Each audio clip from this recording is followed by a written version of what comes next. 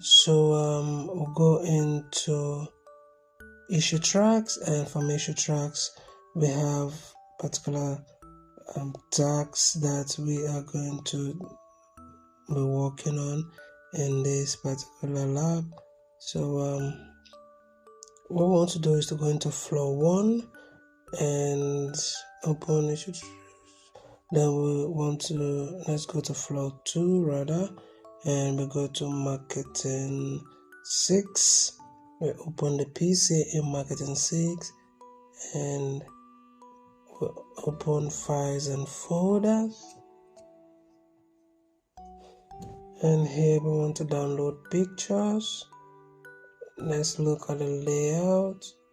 Let's go to restore and we'll go to layout this, and we'll go ahead and restore this, and we'll go ahead and replace this particular one. We click OK to authenticate the changes we made, and we'll go ahead and right click on images. From images we want to go to restore previous, and we'll go ahead and select this. We'll go ahead and click restore. We go ahead and check this and we click OK to authenticate the changes we made. Alright, so let's see, is there any other tasks we need to do? Let's go over to floor 1, IT admin. We want to go ahead and add a comment to this particular ticket and then close the ticket. So here we are going to input the comment telling the user that the issue has been fixed.